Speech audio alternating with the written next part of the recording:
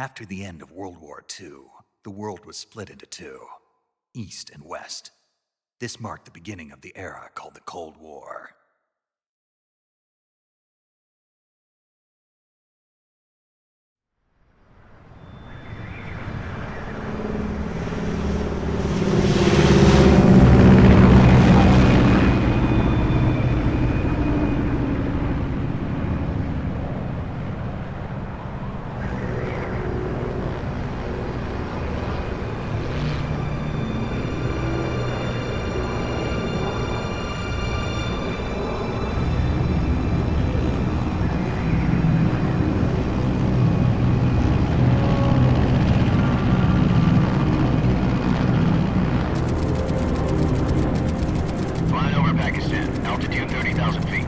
Approaching Soviet airspace. 20 minutes to drop off. Commencing internal depressurization. Equipment check. Arm main parachute. All right. You ready to go? Drop zone still showing a high pressure mass. Cav okay. Good. We've got high visibility.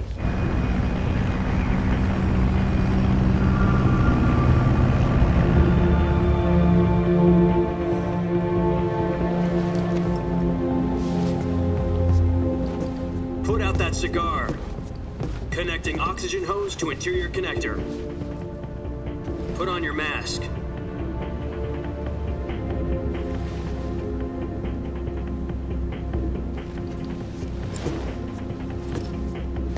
Does this panty waste know what he's doing? Approaching release point. 10 minutes to drop off. Hey, are you deaf? He said put out the cigar and put on your mask.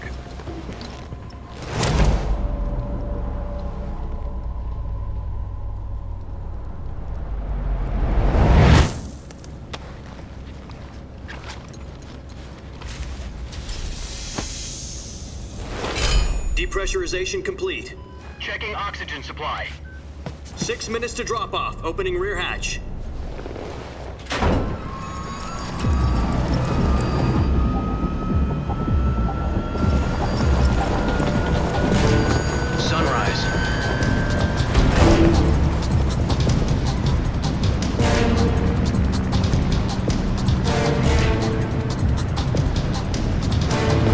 Temperature minus 46 degrees Celsius. 2 minutes to drop off. Stand up. You'll be falling at 130 miles per hour. Try not to get frostbite from the wind chill. 1 minute to drop off. Move to the rear. Activate the yellow bottle. This is one for the history books. The world's first halo jump. 10 seconds to drop off. Stand by. Status okay, all green. Prepare for drop-off. Countdown. 5, 4, 3, 2, 1. Spread your wings And fly. God be with you.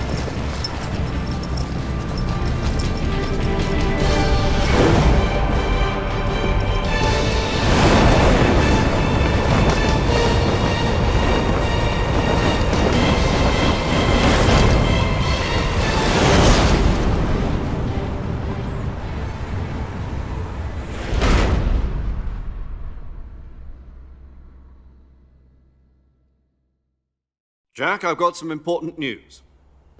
The head of the CIA has finally given us the green light for the Virtuous mission. Virtual mission? No, the Virtuous mission. The future of our Fox unit depends on it. If it succeeds, we'll be officially organized into a unit. Virtuous mission? Sounds like some kind of initiation ritual. You know, don't get cocky. This isn't a training op. Right. So what exactly is this wonderful mission? Well, about 2 years ago, a certain Soviet scientist requested asylum in the West through one of our moles. His name is Nikolai Stepanovich Sokolov. He's head of the OKB-754 Design Bureau, one of the Soviets' top-secret weapon research facilities, and the East's foremost expert on weapons development. Sokolov? Isn't he that famous rocket scientist? The very same. On April the 12th, 1961, the Soviets achieved the first manned spaceflight in history. The Earth was blue, but there was no God. Well spoken. The rocket that carried Yuri Gagarin to orbit was the A-1, known as the Vostok rocket. Sokolov is said to be the man most responsible for the multi-engine cluster used in that rocket. After Gagarin's flight, Sokolov left rocket development to become the head of the newly established Design Bureau. From a lowly technician to head of a design bureau, that's quite a success story, so why'd he want to defect? It seems he'd become afraid of his own creations. Afraid? Call it a crisis of conscience. And for that, he left his country and his family behind and went over the fence? Not exactly. One of his conditions was that his family was also to be taken safely to the west. We used a mole to get the family out first and succeeded in sneaking Sokolov over the Berlin Wall shortly afterwards. I was the one who conducted the operation. The security on the eastern side was still full of holes back then. Then what? We got Sokolov over in one piece, but the whole ordeal had left him exhausted, and we checked him into a hospital in West Berlin. It took him 2 weeks and more than 600 miles to get from the research facility in the Soviet Union to Berlin. He was in no condition to say anything coherent. And it was only a week later that we had something much bigger on our hands. The Cuban Missile Crisis. October the 16th, 1962, President Kennedy received word that the Soviets were in the process of deploying intermediate-range ballistic missiles in Cuba. The President demanded that the Soviets dismantle and remove the missiles. At the same time, he announced a naval blockade to prevent further missile shipments from reaching Cuba. But the Soviets didn't back down, instead placing their armed forces on secondary alert. Soviet transport ships carrying missiles continued on course towards Cuba. US and Soviet forces went on alert for an all-out nuclear war. Frantic negotiations were conducted through the UN's Emergency Security Council and unofficial channels to end the hair-trigger standoff. Finally, on October the 28th, the Soviet Union agreed to remove its missiles from Cuba, and so the world avoided a nuclear holocaust. But in order to get the Soviets to pull their missiles out, we had to make a deal. You mean the one where the US agreed to remove its IRBMs from Turkey? No. The Jupiter IRBMs deployed in Turkey were obsolete, and we were going to get rid of them anyway. They had no strategic value whatsoever to either the US or the Russians. The Turkey deal was a ruse, a cover story that was fed to the other intelligence agencies around the world. So what did the Russians really want? Sokolov. They wanted us to return Sokolov. You mean the Soviets pulled out of Cuba just to get their hands on Sokolov? That's right. What the hell was he working on? At the time, we had no idea. We were running out of time. It was either give up Sokolov or risk full-scale nuclear war. In the end, we had no choice. President Kennedy gave in to Khrushchev's demand. The next day, I got Sokolov out of the hospital, handing him over to agents on the eastern side. Sokolov kept on screaming, "Save me," until he disappeared from my sight. Then a month ago, we received some new information from one of our moles. About Sokolov? Yes. He was taken back to the research facility and forced to continue working on the weapon in question under KGB supervision. What's more, it's on the verge of completion. So what kind of weapon is it? Something to do with space rockets? No, missiles. Same technology. I guess you're right. We don't know the details, but it appears to be a new kind of nuclear device. For half a year now, the Soviets have been conducting frequent nuclear tests at Semipalatinsk. Something to do with the weapon, I assume. We're talking about a secret weapon so big that Khrushchev was ready to pull out of Cuba to get it back. Is Sokolov still in the facility? No. According to our intelligence, he's in Selinoyarsk, a place in the mountains about 3 miles to the west that's known as the Virgin Cliffs. The Virgin Cliffs. Nice name for a virtuous mission. They moved him there just recently. Why? Apparently, they're conducting a field test of the weapon, but it's our best chance to get him back.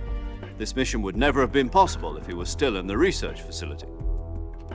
This is our last chance. Sokolov must have known that too when he contacted us.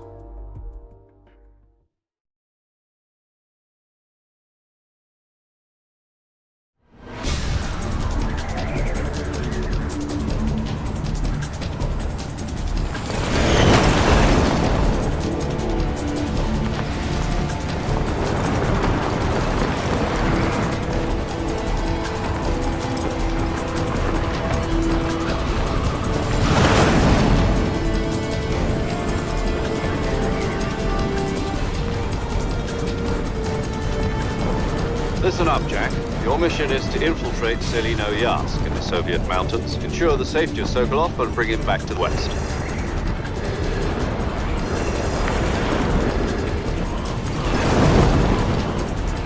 If we don't get Sokolov back before that weapon is complete, we'll be facing a major crisis. The clock is ticking.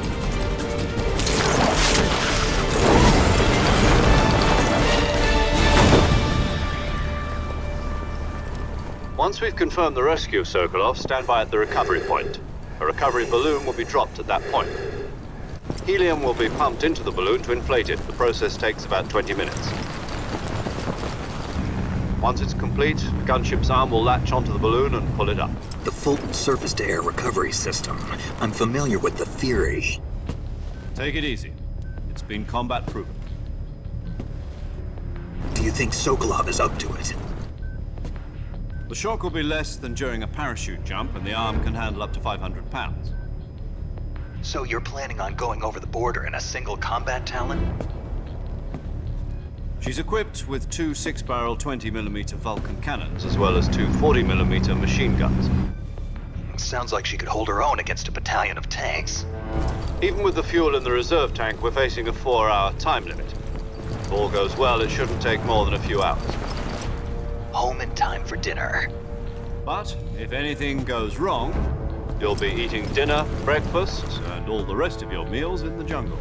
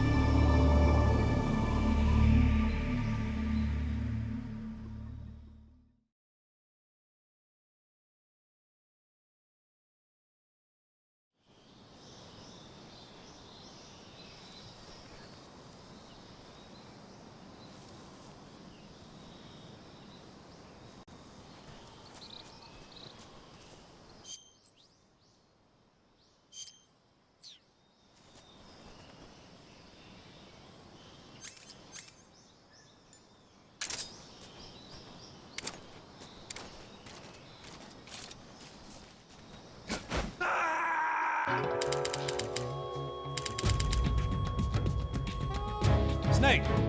You all right? Snake! Snake!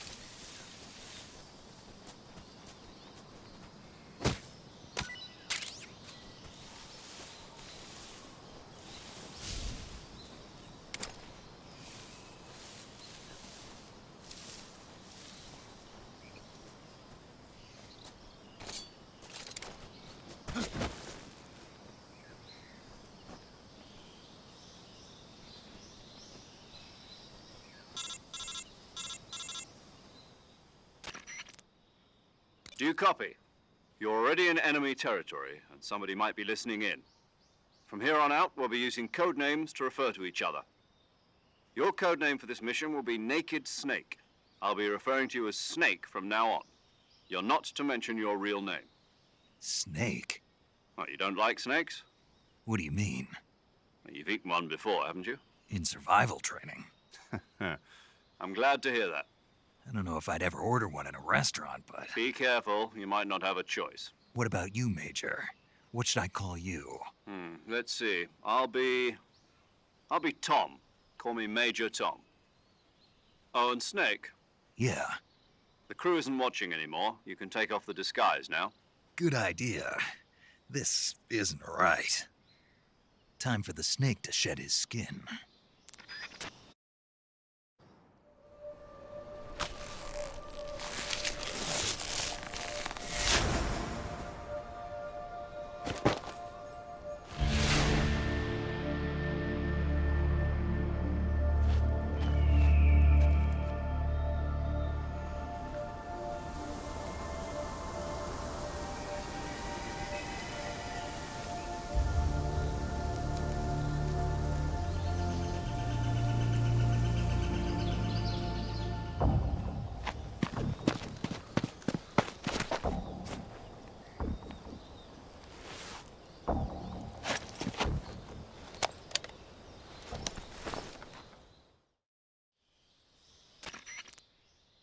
Can you hear me, Major Tom?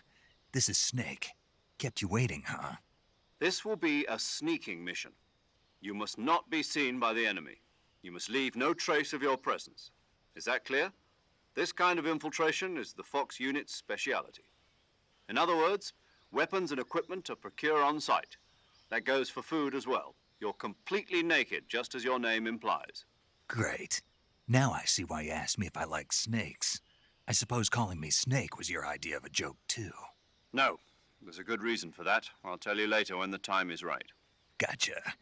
Getting back to the subject, how exactly am I supposed to feed myself? You've been issued a knife and a tranquilizer gun. Use them to hunt for food. You'll also find some medical supplies in your backpack. Yeah, about the backpack. I lost it in a tree on the way down. I see. Well, you'd better go back and get it then. You know where it is? No problem. I can see it from here. It's stuck on a branch. To climb a tree, stand in front of a tree that's covered in ivy and press the action button. I'll be monitoring your progress over the radio. We can't risk violating Soviet airspace, but I'll be in the gunship. My frequency is 140.85. I'll give you a call if I need to talk to you. If you need to talk to me, use the send function. Okay, Snake, go get your backpack.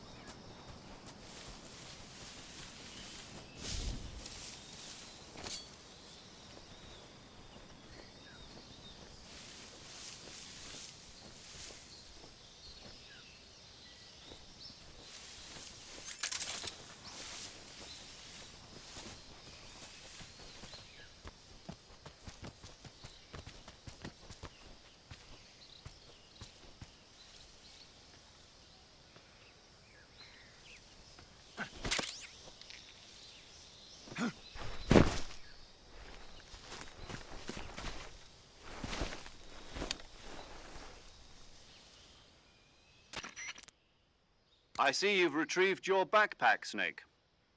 To equip a weapon, it's necessary to take it out of your backpack. In the survival viewer, choose Weapon from the backpack. Your available weapons will be displayed in a list on the screen. From that list, choose the weapon you want to equip and press the Enter button. For other equipped items, just do the same thing from Item. Got it. Use the survival viewer backpack. Yep, that's right. Survival is fundamental to this mission. After you've been out in the field for a while, your stamina will start to drop. If your stamina gets too low, it'll affect your performance. You won't be able to shoot accurately, for example, and your wounds won't heal as smoothly. Keep an eye on your stamina so you don't run out. To recover lost stamina, you can hunt for local flora and fauna.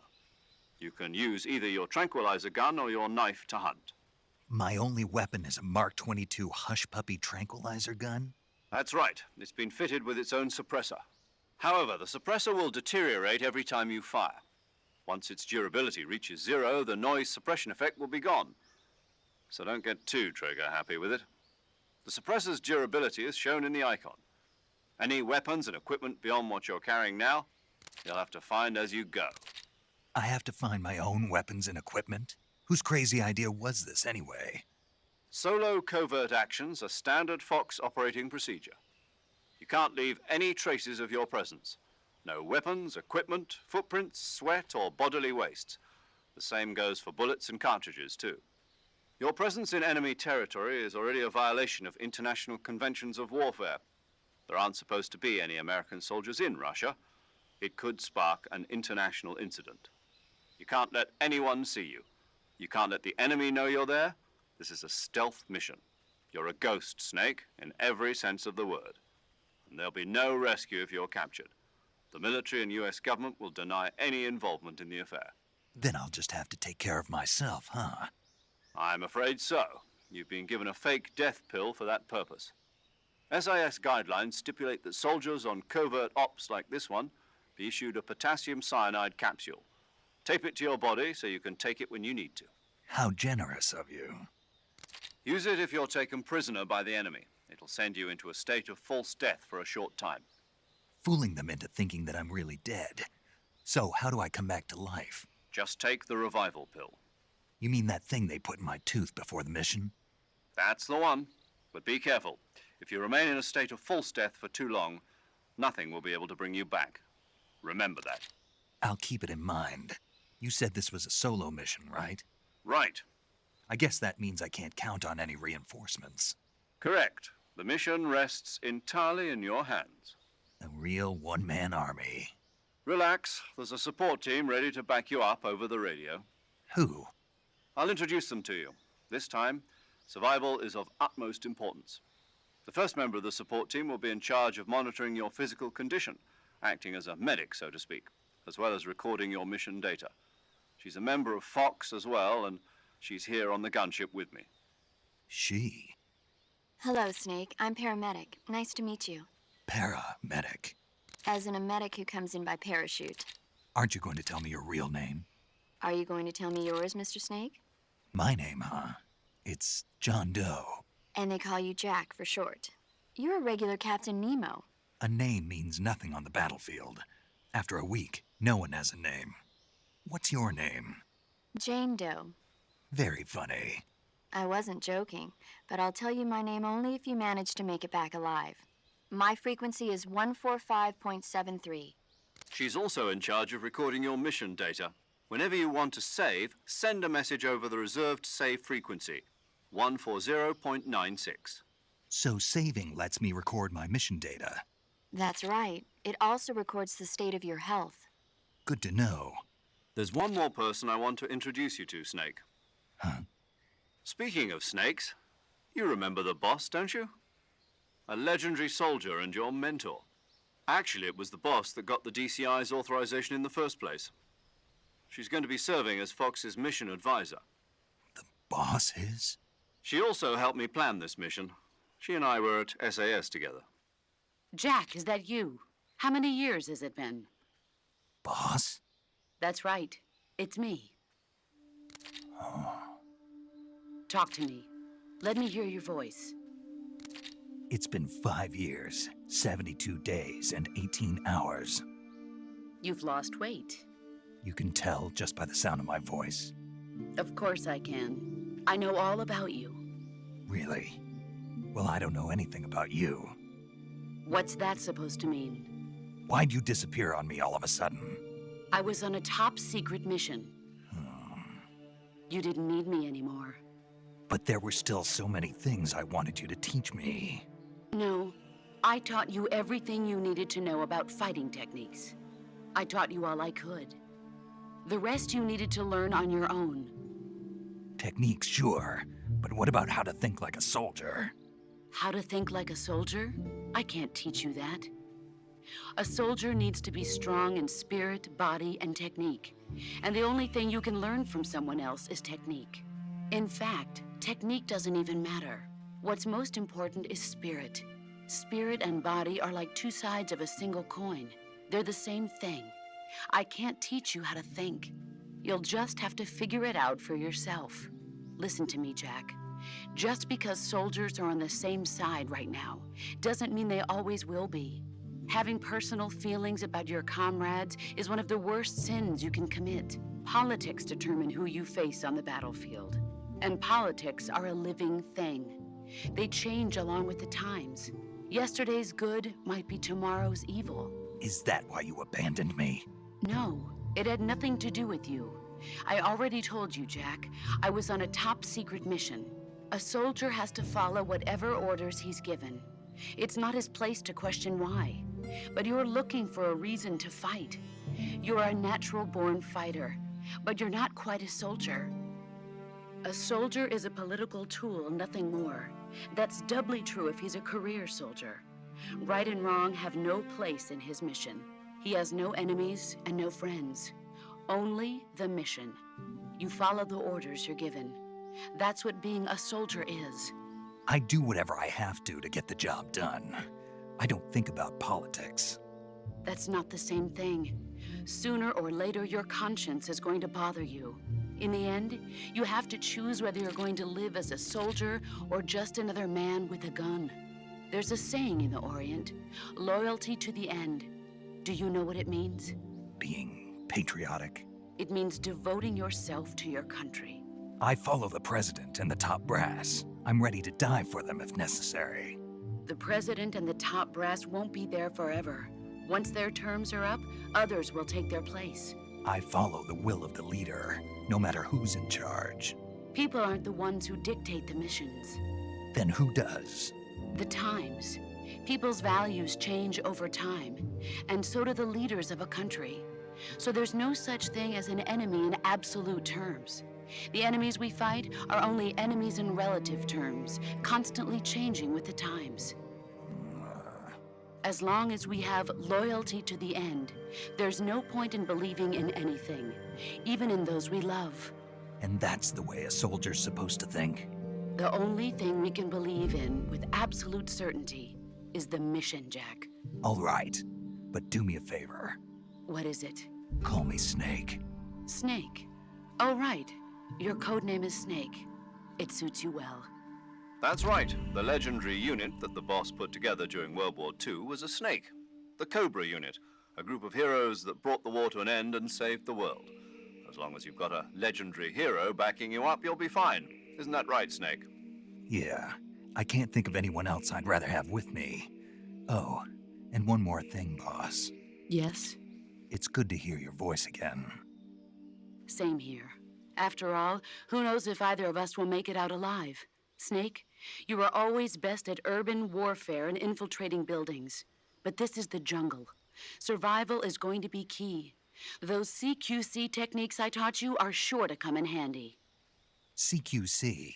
Close quarters combat, huh? I've been in the Green Berets for the past few years. I'm probably pretty rusty. Not to worry. I'll be here to help you remember. After all, this is your first actual survival mission. I'll be supporting you over the radio. Where are you, boss? Next to the Major? The boss is communicating with us by radio from aboard a Permit-class submarine in the Arctic Ocean. My frequency is 141.80. Call me if you need my advice on battle techniques. Gotcha. Your mission is to retrieve Dr. Sokolov. Dr. Sokolov is being held in an abandoned factory located to the north of your current position. Avoid heavy combat and don't let anyone see you. Don't forget that this is a stealth mission. Snake, try to remember some of the basics of CQC.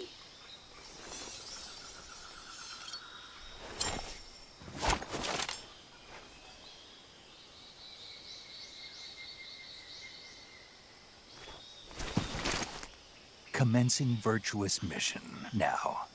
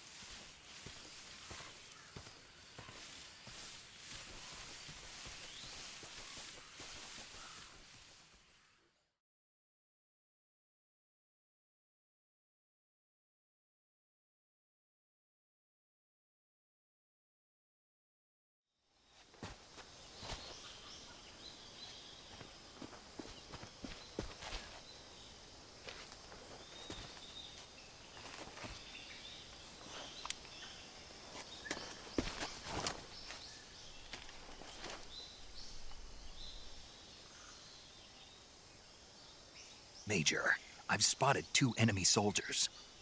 They're probably KGB troops sent to guard Sokolov. AK 47s and grenades.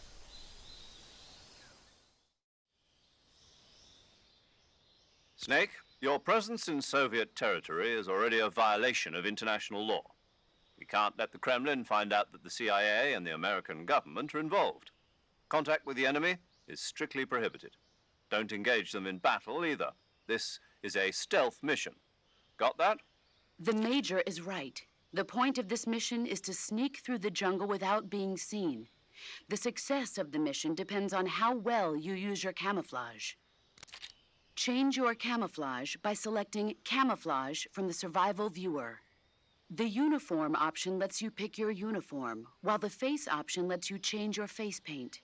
Choosing camouflage that blends in with your surroundings will help you conceal yourself more effectively. Also, don't forget that anything that moves will stand out in the jungle. If you just stand up and run around like an idiot, you're bound to be spotted.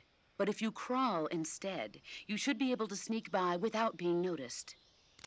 You can see how effective your camouflage is by looking at the Camo Index. The Camo Index shows how well your current camouflage blends in with the surrounding area. The higher the value, the harder you are to spot, and vice versa. The key is to make yourself one with nature. Keep that in mind as you go along, okay?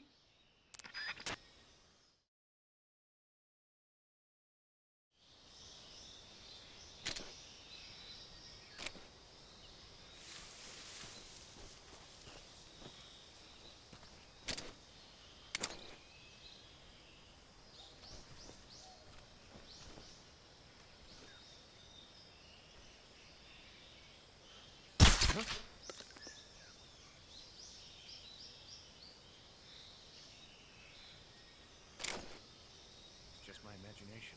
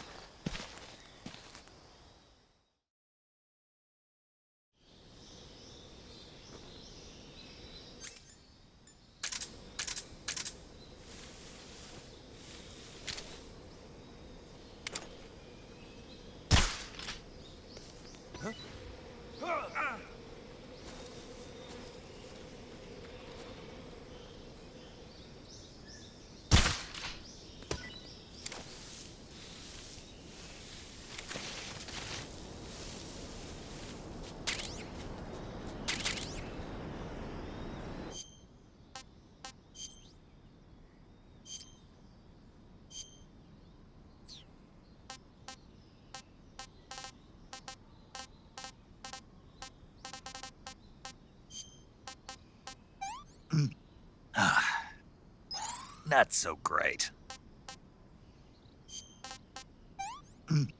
I want some more.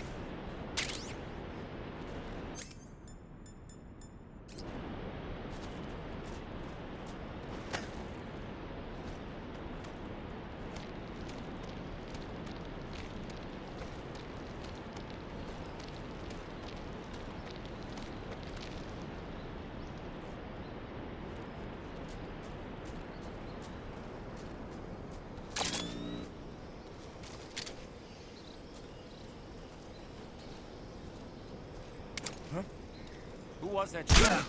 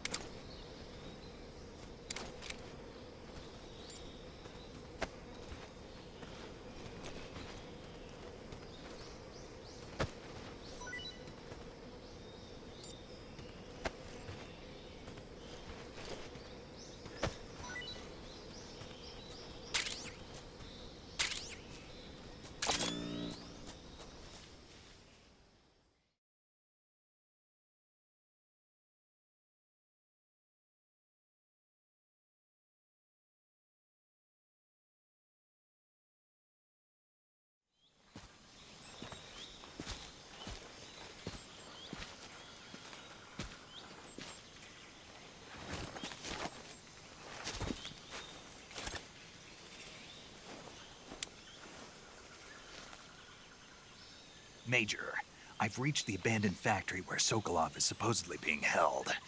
This place is a dump.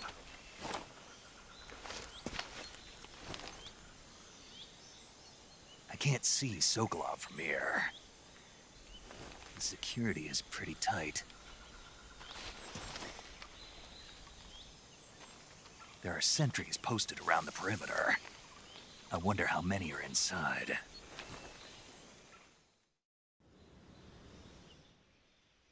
Your objective, Sokolov, is inside the factory. They should be holding him in a room in the northeast section. Northeast section. Got it. Be careful. Your mission is to bring Sokolov back alive. He must not be exposed to any kind of danger. Do not approach Sokolov while in the alert phase. Right.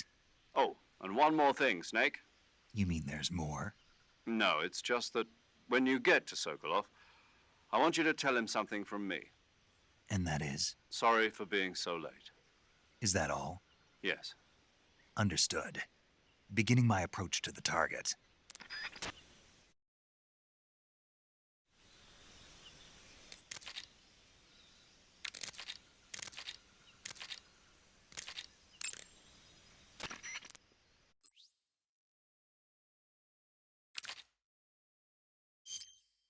Saving the game, Snake?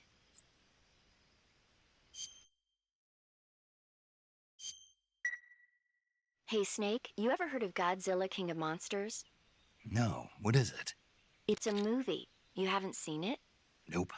It's about this monster called Godzilla, who grows to an enormous size in a nuclear test and goes on a rampage in Tokyo. Nuclear test, huh? Then the Marshall Islands must be crawling with giant monsters right about now. It's just make-believe. Maybe that's why my pants have been so tight lately. Snake, it's a movie, not a report out of Los Alamos. I know. So then what happened? Godzilla is immune to all weapons, and humanity has no way to stop the monster. Dr. Shirazawa develops a new type of weapon, but meanwhile Godzilla is getting closer and closer to Tokyo, obliterating everything in his path. It was originally a Japanese movie, but they made an American version too. I recommend seeing the original Japanese one if you ever get the chance. It's mostly mindless fun, but it's also got a serious anti-nuke message as well. Where can I see the original? You'll just have to go to Japan. Really? That's too bad. If you wait 40 years, you might be able to see it in America too. It might even win awards all across the globe in 60 years. Why's that? 2024 will be Godzilla's 70th birthday. You think they're still going to be making Godzilla movies then? Of course. Everybody loves Godzilla. You sure know a lot about movies. I don't suppose you're the movie-watching type, are you? Not really. Okay, then I'll tell you everything I know. When the going gets tough, movies can save your life. That's the magic of movies. No kidding. Well, I guess it might at least make a nice distraction. That's the spirit, Snake. Have a little fun.